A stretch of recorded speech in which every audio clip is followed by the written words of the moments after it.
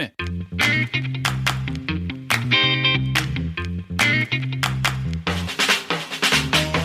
Welcome to the Senior Rehab Podcast. The podcast for rehab clinicians that want to better serve older adults. And now, your host, Dustin Jones.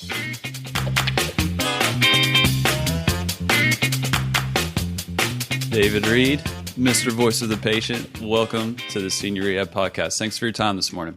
No goodness. Dustin, thanks for having me. And for the listeners, if we sound a little scratchy, me more than Dave, it's because it's about 6:30 in the morning, and Dave is such a trooper to get up at the butt crack of dawn with me. So I appreciate that. Hey, no problem. And I'll tell you, if I sound a little bit scratchy, I was coaching a 5-year-old baseball game last night. So the voice may be a little bit gone. Okay, I was wondering I couldn't tell if you were, up too late out the bar last night or coaching a 5-year-old baseball team, but it sounded pretty similar. Yeah, maybe. Okay, well, I'm excited to talk with you. We were just chatting it up, and we've been interacting on Twitter for a while. But that's kind of the cool thing about Twitter is you interact with people in that format, and you feel like you get to know them, but you don't really know them. And then luckily we have a podcast where we can actually talk, and hopefully down the road we'll get to meet in person. So I'm excited to just pick your brain here a little bit more about your story. So let's just kind of start there. If you could give us the quick and dirty on your career up to this point, just kind of hitting the highlights or the big moments that you've had so far. Yeah, sure. As quickly as we can. So you got all kinds of time. I've been practicing as a PT for about 11 years now. Moved to North Carolina from Michigan after I finished my MBA. And I did my MBA because I was completely lost in an administrative role that I had up there, and just wanted to feel like I understood what was going on and could figure that out. So had an opportunity. I've had a few incredible mentors throughout my career. The first one, kind of prior to PT school, had been the president of the Michigan State Board of Physical Therapy. And so, it turned out I came across a job listing online for North Carolina, and he had worked at the state level with the guy that was would be my boss down here. Awesome. So yeah, it was a really great connection, and so we picked up, we came down, and we lived in the mountains of Western North Carolina for about 4 years. It was awesome. I moved to Charlotte about 2.5 years ago. After a little bit of hospital consolidation, the hospital that I was working with consolidated positions, and it just wasn't feasible anymore to be there. So we moved to Charlotte. Been bouncing, doing a little bit of contract work here and there, but just now getting settled into a new position that's really cool. Dustin, you and I had talked a lot about home health and some of the work that we've been doing there, but I've kind of moved into a more administrative role now, where I'm kind of picking up where home health sort of leaves off. I know, and I don't know if you feel the same, but as a home health therapist, I kind of felt that when the person was no longer able to be on home health, no longer qualified, wasn't homebound, all that stuff. They weren't they also, at the same time, they weren't necessarily ready to go to outpatient or didn't have the means to get there. And so what I'm doing now is we're actually setting up outpatient clinics inside of assisted living centers where, some of these seniors that I'm working with, and it's so much fun. Just absolutely love this population. But some of these folks, they just don't have the means or the ability to get to the outpatient facilities. And so essentially what we're doing is setting up outpatient facilities where they are.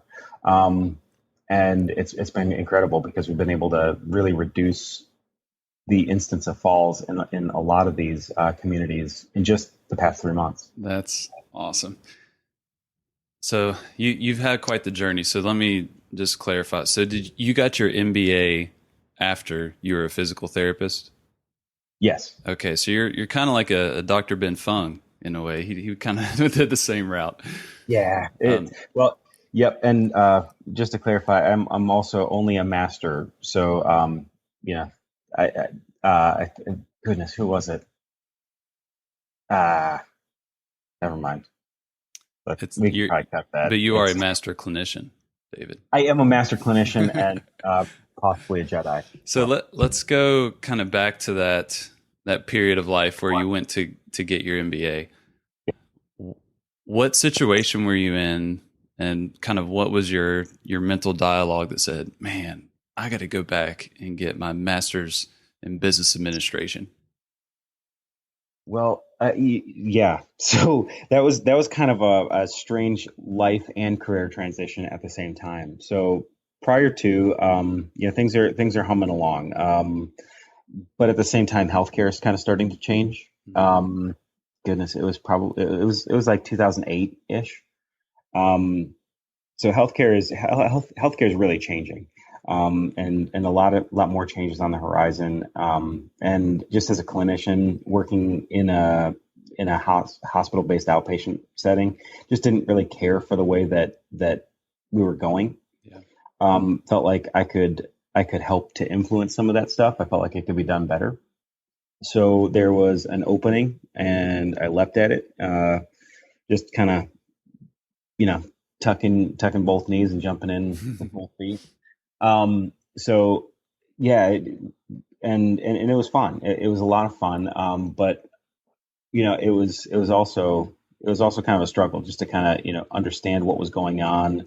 Really understand the business aspect of PT, because again, graduating 11 years ago, I got barely any business in our program. And it's really exciting to see guys like Ryan Smith and some of these guys just going at it right out. It's inspiring.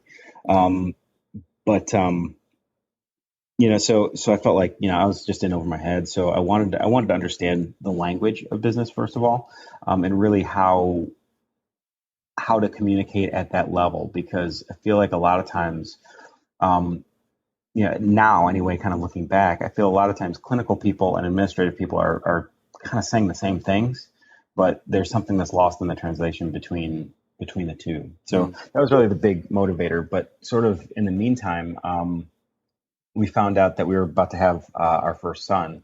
So just as I was starting up with the program, so it was Oh my gosh, a big life decision, like, oh, how are we going to do that? And with an accelerated MBA program, studying, feeding it, and so basically what it ended up being is studying and feeding babies at it was just kind of fun. yeah. I've got a buddy in Columbus that's kind of going through the same situation. He's not a physical therapist, but yeah, I can only imagine. So Nice. when you got out of that MBA, I'm sure you gained a lot of knowledge and just kind of up through your career have gained a lot just from that administrative role. If you were to talk to someone like me, just kind of the average Joe, staff clinician, what do I need to know as a staff clinician from the business side of things that a lot of people don't know? As a clinician, I think a lot of times anyway, and I'll speak more from my standpoint. Mm-hmm. I think probably the easiest way to say is that a lot of times as a clinician, I'll operate from instinct and things that I know, and muscle memory, whatever you want to call it. And I'm sure that's probably not the most kosher thing to say, with some of the evidence-based stuff. But there's an evidentiary basis for what you're doing. It's just I really feel the strong pull to go in this way. From an administrative standpoint, it's not terribly dissimilar, because you have maybe 70-80% of the information at any given time. But it's a little bit different. I mean, I think that a lot of times as a clinician, I sort of perceived the administrative folks as a little bit more cold, a little bit more financially motivated. But the fact of the matter is that now the way that I guess, let me do this. Let me kind of shift my perspective. As somebody in that administrative role, the way that I see, myself is sort of caring for the business, making sure that the business is healthy and that, my staff gets to continue to come and do their awesome work every single day. Yeah. And so, I try to communicate it as a clinician to clinicians, but as, from a business standpoint to other business people. And I think, that's been one of the biggest advantages, I think. But as a clinician, it would have been helpful to understand some of the differences in language. Yeah, that's a good point.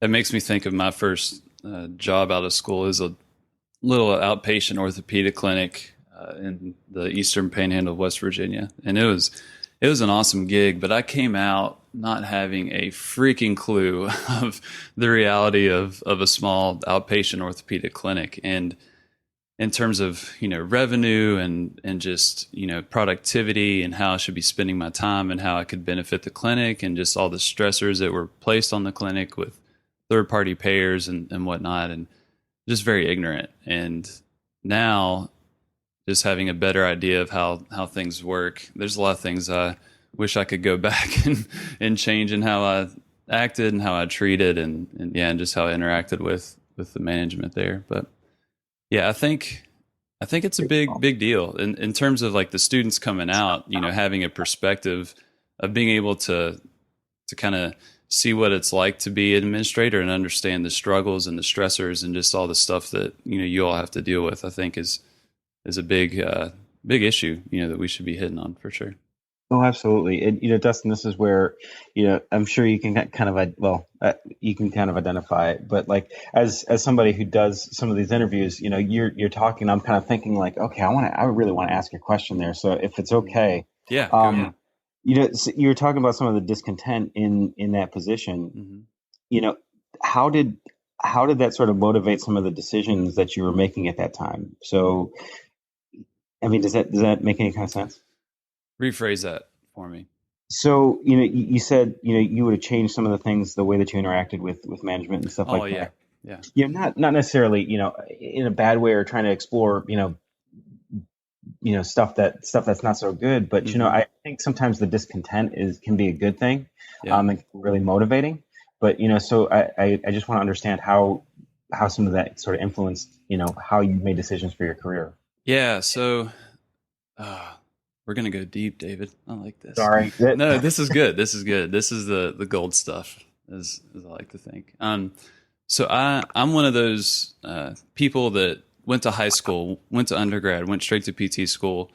And, I may have worked, a few summer jobs here and there, but my perception of reality and the value of money was somewhat skewed. Mm-hmm. And I get out of school, I take this job, and I'm just going to be honest. I felt like I was doing the clinic a favor versus them doing me a favor of hiring me. And I mean, there's lots of factors that go into that. I had my DPT, ATC, CSCS. Like I thought I was a big shot, and I wasn't. And so I went into this position not in humility, but just like I was coming in to do them a favor, and I wasn't there to view the management or my boss as my number one customer. Like they were paying me, I need to make them happy, and I didn't necessarily know how to make them happy, nor was I concerned in the things that I was doing if that was actually making them happy from the administrative perspective. And so as now that I look back on it, the practical things that I would change is just, just be better with my time, really get into just kind of seeing how cancellation rates and no-shows, affected the production of the clinic, and also just really investing more in the clinic rather than just being concerned about me as a professional. Does that make sense? Yeah, man, that's that introspection that just kind of has to have time to develop, right? Yeah, and it was a painful process because I got fired from that job. I mean, it was super humbling because I thought sky's the limit. Had all these letters behind my name coming out of school, and after a year, they're like, we got to let you go. We can't really support another therapist, and that's that's what kind of transitioned me into, like, I took a contract position at a skilled nursing facility and ended up loving it. And then that's what, kind of got me into home health. So I'm thankful for my stupidity back then, but definitely learned a lot from it. Hey, that's awesome. That's a double bonus. Yeah. Now Yeah. you're doing, now you're working with the geriatrics. Hmm. You're doing the senior rehab project, and you learned a ton Yeah. and became a whole lot more introspective just because of the one experience. So Yeah. huge value. Yeah. If they, King Physical Therapy in Martinsburg, West Virginia, I want to apologize to Carla, but also thank her There you as go. well. And I still have a good relationship with them. They're good people. If anyone's out there, solid outpatient clinic. But so you mentioned before kind of your new role. Yes. You were in home health and kind of transitioned back into administration and doing the outpatient assisted living facility. Um, so that's kind of a gray area when I think of home health. Just kind of those transitions. It's just such a gray area, and a lot of times, from my experience, the patient doesn't necessarily see the need for the services. So I'm curious, in that assisted living facility, how has that been? Are people seeking out physical therapy, or are you having to really invest in that relationship or change their perceptions of what we do? Like, what's that dynamic been like so far? Yes to all of it. It's amazing. Yeah, things are moving so fast in these senior facilities too.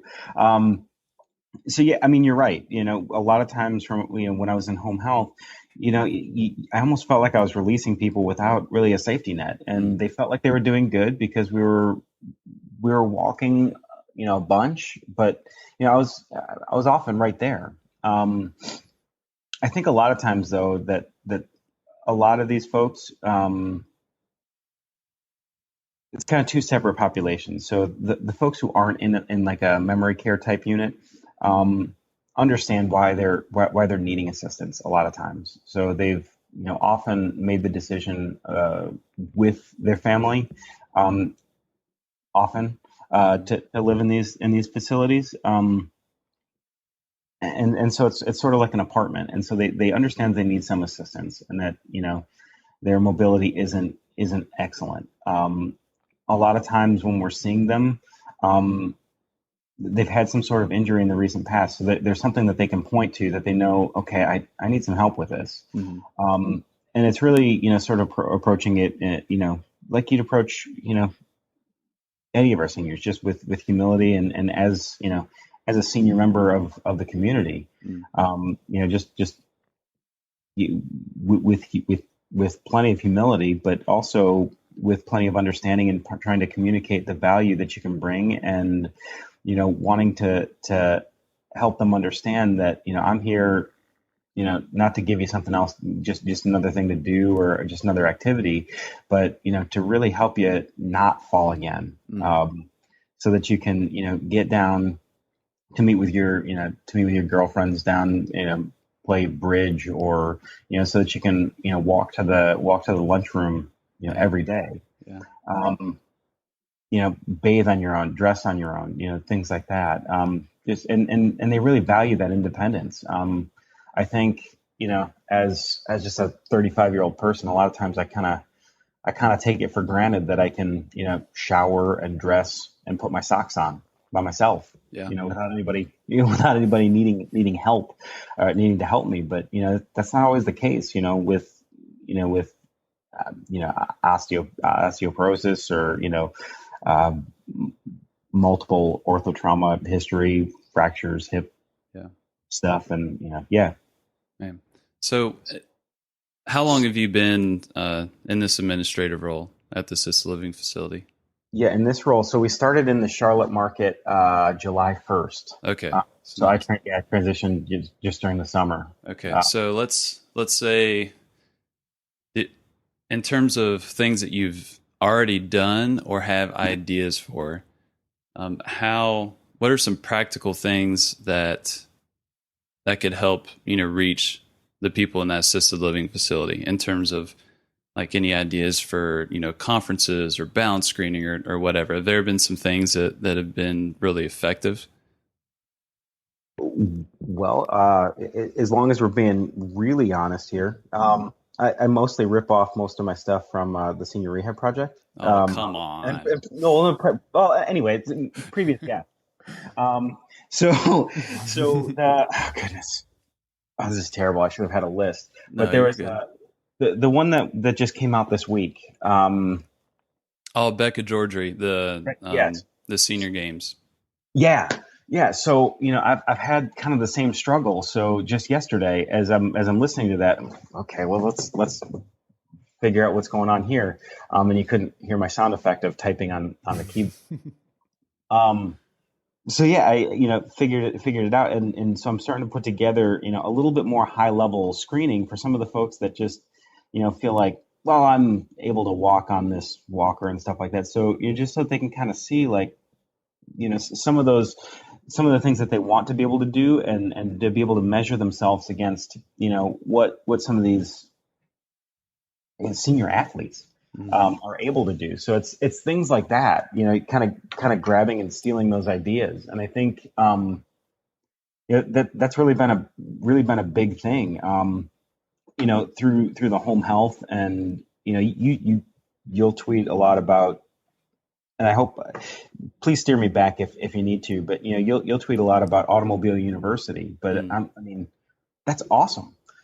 And it's been, almost like another mentor in a way, just being able to hear all of these professionals that, whether they're studying, academically or applying things practically, they're out there and doing it. Yeah. And so, you can kind of take what they're doing and incorporate it right away. And I think in a lot of times, whether, especially in a home health type role where you're kind of on an island, that's invaluable. And in this role too, I mean, educating younger clinicians, this is, I'm no expert, so I'll just, and the experts. It's like the wild, wild west right now. I feel like in geriatrics, where people are trying all kinds of different stuff and, seeing what works. And yeah, I'm really thankful just to be able to talk to some of these people and just listen to, what has worked, what has not worked, for them. Yeah. And Becca Georgie, that was an awesome episode. If people haven't listened to it. She basically does these screenings, and is doing a lot of research with the senior games. So these super high level athletes that are in their 80s, 90s, maybe the hundreds, that are just have these amazing capacities. And I'll give a little anecdotal story, I guess. I was doing home health in a few assisted living facilities in Columbus, and they would have happy hours. Yes. So, I would schedule my patients, 3:00 or so. This is probably terribly unprofessional, but the staff like, hey, just hang around for a little bit. So I'd hang around, especially if my wife was working. I don't have any kids, and I'd have a glass of wine or a beer, and I would take off my professional name tag or whatnot, and just kind of be there as Dustin, not the physical therapist. Well, we ended up getting a few referrals for PT, just talking to people and just sharing kind of what I do. And they're like, yeah, I think I need physical therapy. So happy hours may work as well. So there you go. Well, I'm going to take that one today. But I think that points also just to the personal nature of what we do. Yeah. Interacting with people as people, you sort of build that trust. Yeah. I think that is also a good transition to some exciting work that you're doing. I mentioned in the intro, Mr. Voice of the Patient podcast. Tell us about that. Why Voice of the Patient? Why would you start a podcast about that? Yeah, I mean, I think that kind of goes back to, what we were talking about earlier, some of the discontent with seeing the way that healthcare is changing. A long time ago. It's been sort of a common thread that I, throughout my career, maybe throughout my life, that I just don't like to see. I don't like to remain content when I just don't see something that I don't feel is right. Yeah. So seeing the healthcare is changing, seeing all this stuff, and feeling like there's so much focus on the system and the clinician, and as a clinician, my skills, and really, kind of looking inward, from the operations Mm.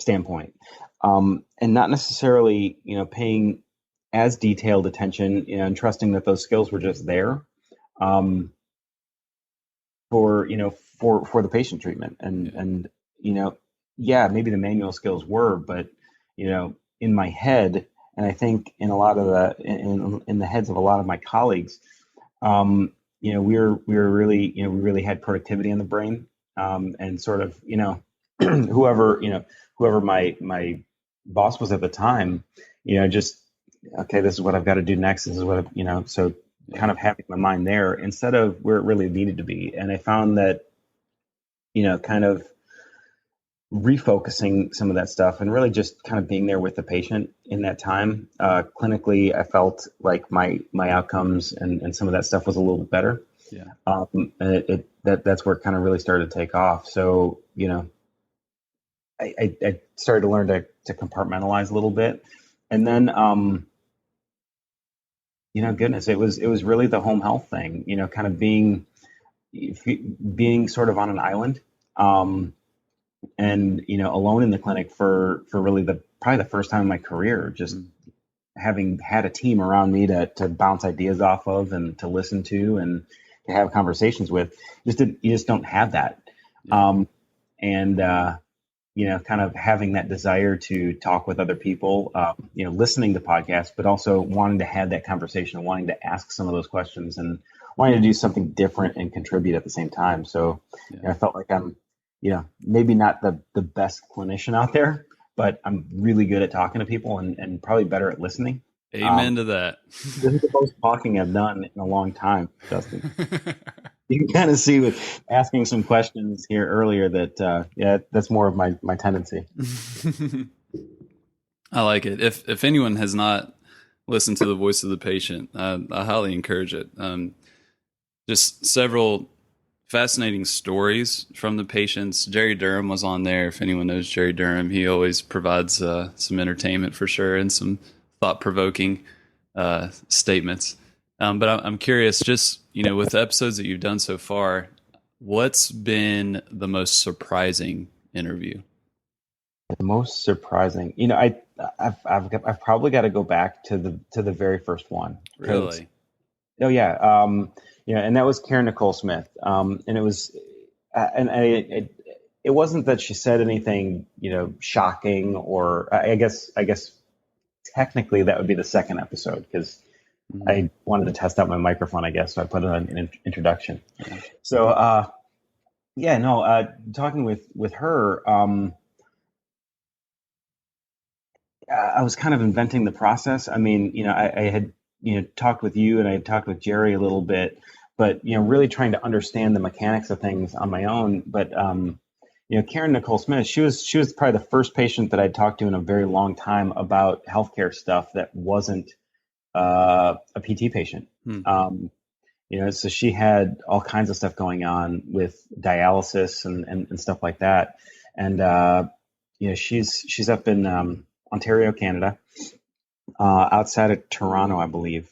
And so, just the way that they were doing stuff at her hospital, I think it was Kingston General. So yeah, I mean, just the way that they were doing some of the stuff and really kind of progressing, where I felt like, I wanted to have a hand in helping healthcare to go there. They were doing some of that stuff. So, going back to listen to some of her comments, I do that a lot. Kind of when I get stuck. Yeah. I think my favorite one so far, I'm not going to pick, it's hard to pick one. I think the one with Jerry, I really loved, because I view you all as kind of like the really big patient advocates and very, adamant about building the relationship and how that can impact the course of care in a positive manner. And just to hear both of you all just kind of go back and forth and talk and discuss and just how conversational it was. I really enjoyed that. And nobody got fired up at all. Yeah, never. I don't think he dropped the F-bomb. I was kind of surprised, but he may. I can't remember, but well, there's also skill in editing. Yeah, I'm gonna call Jerry out right now and tell him he needs to come on the show. I've mentioned it to him a while back, but he got pretty busy, I think. But yeah, those patient perspectives. I know, like, there's a lot of talk online of, why are we so focused on listening to the patient? Like what's everyone talking about? It's simple. You just listen to what they say. But having those perspectives, just for me, maybe I'm just stupid. I don't know, but your podcast, and then I've done a couple episodes with Peony, my girl from Columbus, and then Lisa Mac and Cheese, Lisa Maxura. And man, just to talk to people that don't think how you think, and to hear their perspective of how it felt whenever they, went through whichever, setting that they went through. It just helps me get a better perspective of, what has this patient been through that's sitting in front of me, this person, and how can I adjust my treatments? How can I adjust my words, how I interact with them? So it's a great experience for them, and for me, the therapist as well. So, man, keep doing what you're doing. It's needed. Yeah, well, if I can, because what you're saying there, I want to kind of tie a couple things together that we had already talked about. Yeah. When you're just kind of being at the happy hour, building that relationship with some of these people. That's not the first time that they had thoughts about, goodness, I can't do this or that, or I could really use some help with this. So, but it was that somebody took the time to sit down and just kind of identify with them on their own level. Probably not the best idea to, go have some beers with somebody at 10 o'clock in the morning, but, you can do that in other ways. Yeah. But at the same time, I think, again, throughout my career, I've had patients who don't speak a lick of English, and you have to find a way to communicate with them somehow. Oftentimes it's through a translator. But at the same time, there's so much that's communicated non-verbally, whether it's through expression or through, touch or, things like that. There's so much that's communicated. And I think that instead of, kind of thinking about it that way, probably the most tangible, that's where the relationship is built, and that's where you're going to kind of get the insights that you need to be able to apply the specific clinical skills that you need to apply, that they're looking for. That's a good point. That's kind of, I guess, the parallel that I wanted to draw. Yeah, and that's so true. And I think about, like, especially a young therapist or a PT student. It's hard to grasp what a lot of these people been through, especially, say, if the student or the new grad is going through, acute care or home health or skilled nursing facility. Like, you have no idea what these people have been through. The years and years of doctor's visits, of, maybe getting 3 to 4 minutes with the doctor. Some of them, the countless visits to the emergency room where they're screened for all the, the big red flags, and they're sent home saying, well, you're safe, you're going to live, but still no answers to their issues. Or the countless number of visits, to PT clinic where the therapist may, have spent, 15, 20 minutes, and they're kind of handed off to the PTA that kind of took them through the routine. And just to kind of get, I think, as you talk to more people, as you grow in your career, just getting that perspective of the journey that these people have been on just changes everything. And then you realize just how special and just how different it is that if you take even 20 minutes just to listen to a person, that may be the first time they've experienced that in the healthcare setting. Like that just, once I realized that just blew my mind and made me see this is worth it. I mean, I may not be able to bill for it, but it's valuable, and it's definitely helpful to the patient, and they definitely appreciate it. Sure. And kind of trying to to step into that more administrative role, or I guess the role that I see myself in, but to bridge that concept to the clinician, it is valuable, but it's valuable to that patient. That patient sees the value in it. As a clinician, you're going to see the value too, which will provide, likely financial return. And Jerry and Andrew talk about it a lot on their new podcast. It's Healthcare Disruption Podcast for anyone that hasn't heard of that. Sorry, go ahead. It's good, and you need to listen to it. The thing is that they talk about exactly this concept. You listen to that patient, you hear them probably for the first time in a long time, like you said, and that translates necessarily into value, because that person not only buys into you, buys into the skill that you're providing, and is more likely to follow the instructions that you give. And you as a good clinician will are guiding them along that evidence, that route of evidence-based care. Yeah. So it's there is that link. Yeah. So let's talk about that link. You mentioned evidence-based care, and so we want to be informed. We want our research to inform our treatments, but then we also want our patients to inform these treatments. And it's kind of these two ends that it seems like some people are super far on the right or super far on the left in terms of the social media discussions. And I think to respond to that, you wrote an awesome blog post. Don't beat your patient with the science stick. Could you kind of give us a synopsis of that? Yeah, I think that I forget why I wrote that, but there was something going on, a discussion that I was having, and the difficult piece is that again, it's kind of coming down to translation. Something getting lost in translation, like as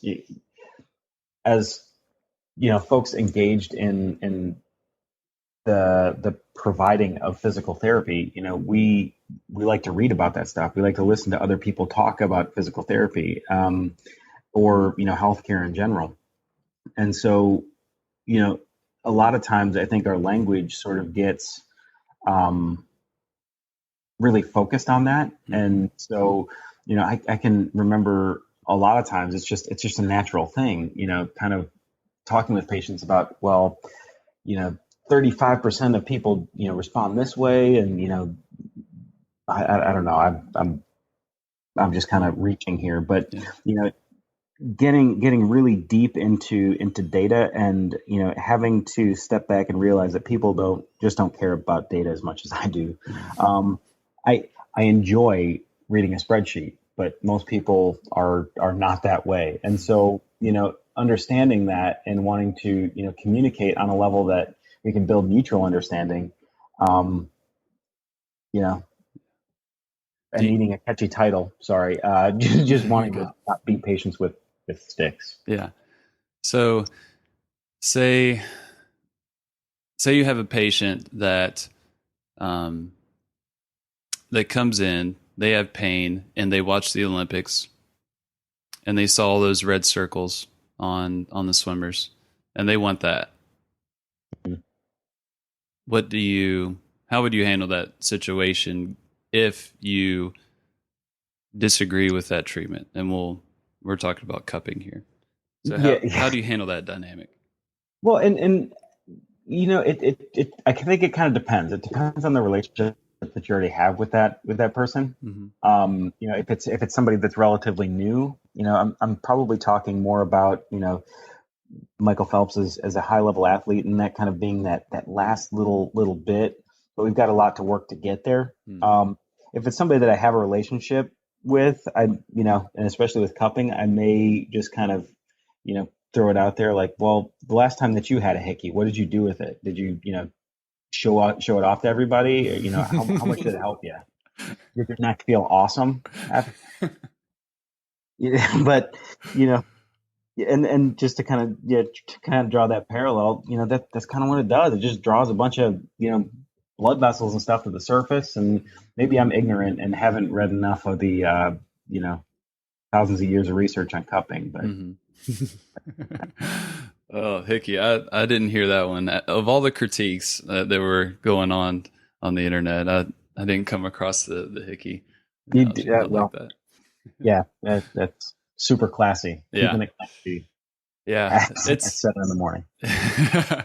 It's a situation that it's a tough one for me well, not necessarily in home health. I think in the skilled nursing facility that I was in for that short-term contract is, the patient beliefs of, they've had ultrasound or they've had heat packs and e-stim and all this stuff for years, anytime they've had pain. And that was their therapy. They went to get those modalities.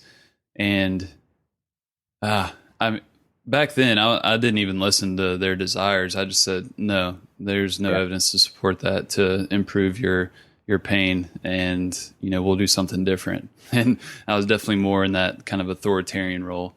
And now I definitely kind of take a step back, and I'll definitely entertain those requests, and even do them sometimes, but just try focusing on building that trust, building that relationship, so I can guide that treatment in a way that is definitely more evidence-based. But it's difficult. It's not like a hard line for me. It's kind of this gray area that it depends with each person, which could be just a cop-out for me saying that, but I just struggle with it. And I think too that patients tend to understand, and the way that I'd like to approach it is, I like to tell folks, I don't like to introduce everything on the first day. Let's do one or two things, a couple things I think can help you the best right now and give you the most relief right away. Yeah. And we'll add other stuff as we need to, as things kind of level off and you're not getting better as quickly as you want to. So, let's hold off on some of the, the ultrasound and stuff like that, because I don't know how that's going to necessarily affect what we're going to do. And I don't want to blur those things so that I can give you the best of what I have, the best analysis that I can give. Yeah. And I think that folks understand that and see that, and to be honest with you, I can smear gel on a person with the best of them. I'm really good at smearing things. I make a mean peanut butter and jelly sandwich. But when folks see that you can that you care about them, and that you want to make sure that you're focusing on what's best for them, I think that's kind of that first step. And that you get down the road. Oftentimes you don't need to, but there's some folks that are just so focused on it that a week into it, okay, let's add it. Let's focus on getting away from it, because you unless you have one of these machines at home, it's not going to be a long-term solution. But fine, we can add it now. We understand how the initial stuff affected you. Yeah, that's a good point. That I don't want to belabor the point, but that makes me think of that first outpatient job I took. I mean, just kind of circle back around to that part of our conversation. I remember I would get evaluations, and they would give me their complaints, and they would ask about certain modalities that I just got out of PT school. The research was pretty clear. There's kind of mixed results, or not good outcomes with using certain things, and they would come to me wanting pain relief, and I wouldn't provide it. I wouldn't provide what they wanted, and I wanted to provide what I thought was best for them. And in the outpatient setting, I mean, I didn't realize this. This is why I was a terrible employee. I didn't see, just how important that first interaction is in building trust and building relationship, and just giving them, a snippet of what they want to reduce their pain, and to give them hope, and, using the, my services or the clinic services. And my cancellation rates, my no-show rates after that first visit were pretty high. I don't remember the exact numbers, but, when I would reflect, that was definitely a big part of it. 'Cause right from the gate, I wouldn't give them what they wanted. And, I wasn't able to reduce their pain either, because my skills weren't that great with the other tools that I would use. But I just completely shut them off from the get go, and they wouldn't come back. And I can't blame them for it. Now when I think about it. Well, and goodness, now sort of practicing that skill of reflection. I honestly, when we were having that discussion, I think that was another Twitter discussion, but kind of thinking about it now,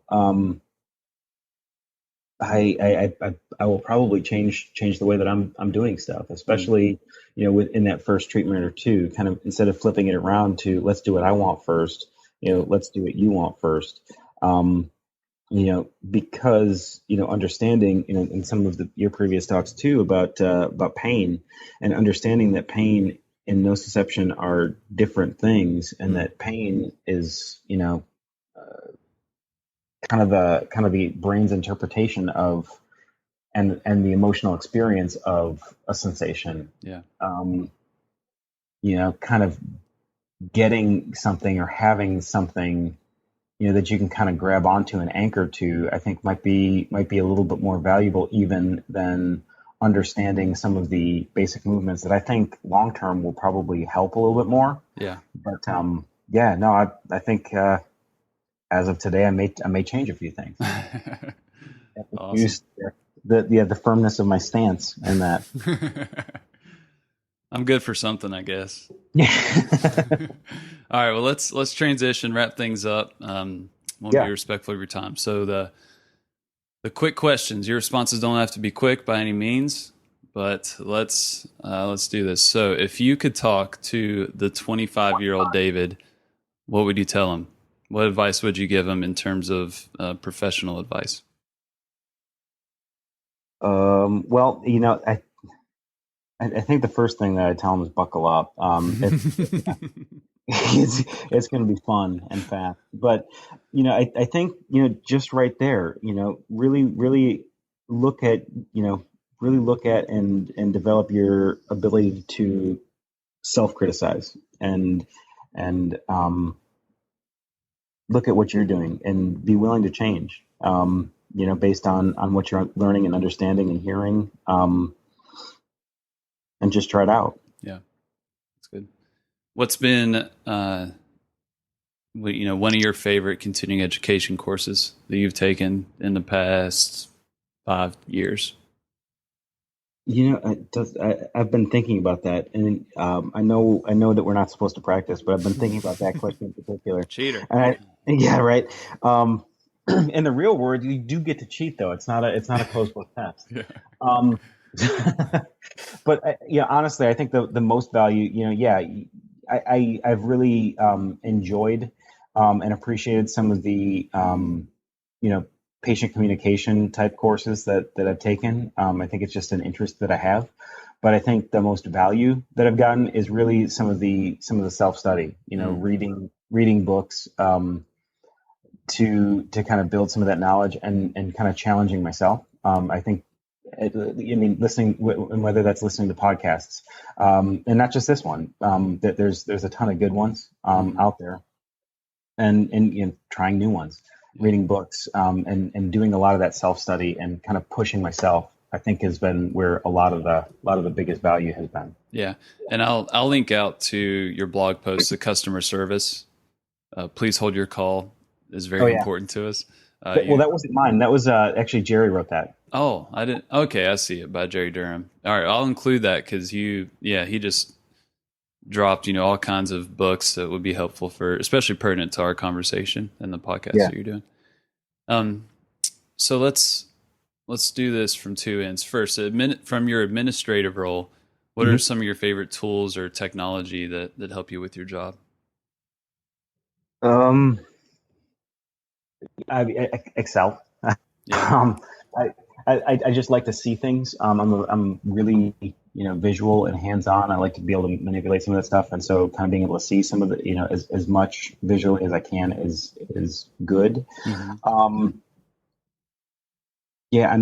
From that standpoint, that's pretty much. Yeah, you definitely got your MBA, didn't you? Yeah. The data nerd comes in. That's the point where he can kind of really I can be the data nerd that I am, Mm-hmm. but kind of translating some of that information is where Yeah. What about from the clinical perspective? yeah, well, we all have our phones and they're rumored to be smart.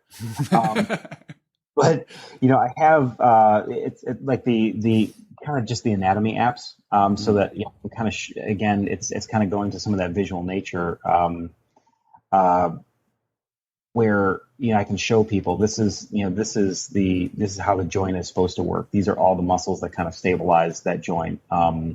You know, I don't know, talking about the shoulder and the passive stability of the shoulder, and how that kind of affects things, and how where I think the pain is kind of coming from mechanically, and why we're doing what we're doing.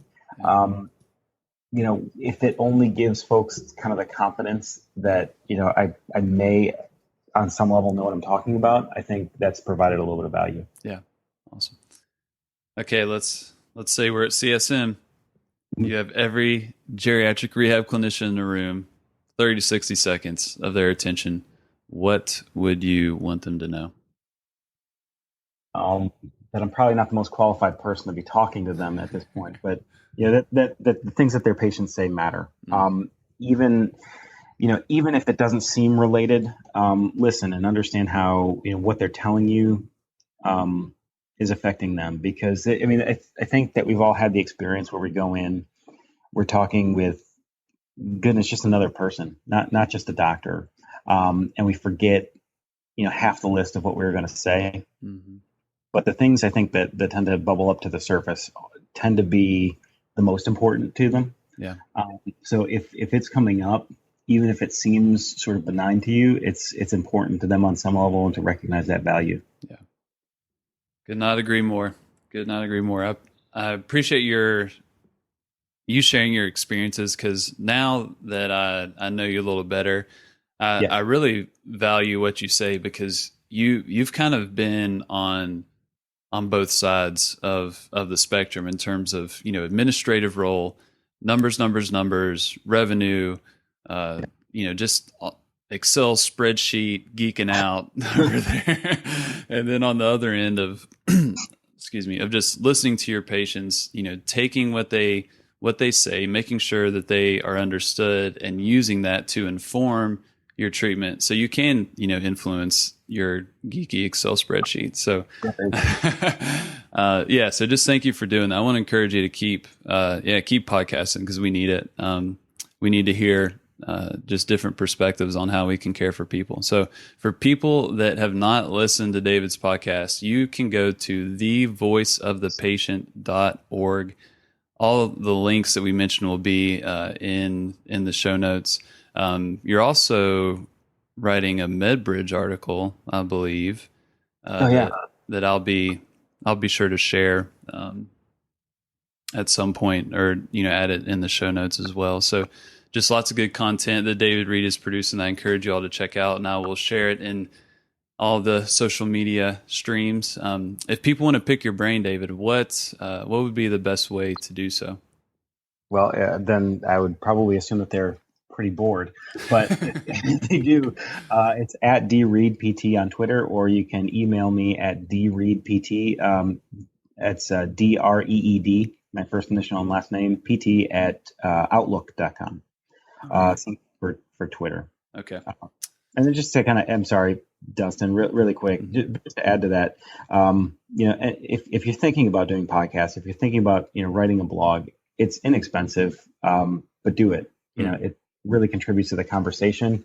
Even if you don't feel like you're experienced enough, that's kind of part of it. Getting out there, asking those questions, and trying to find answers to it. Yeah, I couldn't agree more. I mean, honestly, with this podcast and with your blog, you and I gain more than anybody, which is incredible. So I think, just to piggyback off what you're saying, if someone wants to have an active learning process, this is a great way to do it. But just do it in a manner that you would do it, even if no one listens or no one reads it. And just do it with humility. Just don't try and be, someone you're not, and just be authentic. And it's incredible what comes out of it. So yeah, so keep doing what you're doing, sir. At dreedpt, thevoiceofthepatient.org. And yeah, we'll have to get you back on, see how things are going, and see how effective that happy hour was at the assisted living facility. Implemented today. All right. All right. Thanks, David. All right. Thanks, Dustin.